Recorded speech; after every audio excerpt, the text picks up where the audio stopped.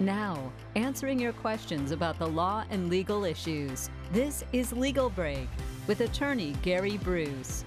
And I'm Maureen Akers. Welcome and welcome, Gary. Good to be here. Thank you. Yes, always a pleasure. We have a question today, Gary. This is going to be interesting. Gary, should judges be allowed to accept gifts and be taken on vacations or have trips paid for by people who they have pending in their court? Yeah, well, what do you think? I would say that would be a big no. Yeah, that's a no. There is actually in Georgia, and all the states have judicial codes of ethics. There are lawyer codes of ethics, and we get tested on it. You have to pass the test. Not that that means you're not going to be bad, but you got to pass the test. You got to know what they are. Judges the same way. They're supposed to know what the code of ethics are, and all our judges know what they are.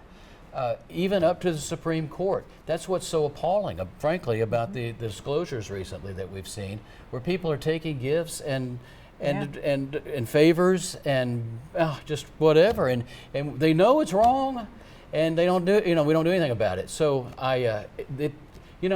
it's on the local level. These things wouldn't happen. Yeah. If any judge here were caught doing that, there would be real ramifications for it. So it is troubling as a lawyer to see what's going on with the gifts and the favoritism that might come up. It's really not even that anybody's done anything wrong. You're right. It's about the appearance of impropriety, and you just don't do it any more than you don't do it in a business relationship. There are just rules about how we conduct ourselves, and so when you have the appearance of impropriety, it takes away from the integrity of the robe. It frankly. does. Absolutely. We were talking off camera. You're not allowed to take I'm not allowed to take gifts in my position, and that's just the ethics of jobs, right? We can drop something of de minimis value, like little value, okay?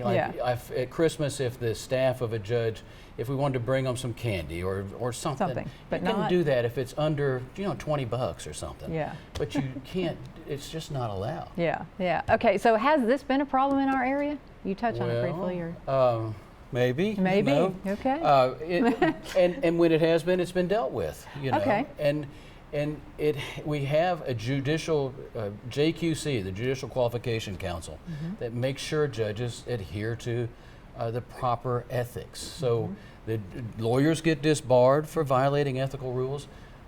Judges the same way. And so here's the bottom line is this: a rule without consequences is merely a suggestion, right? It is not a law. So we've got to do something to beef this up. There you go. Thank you, Gary. We'll see you on the next Legal Break.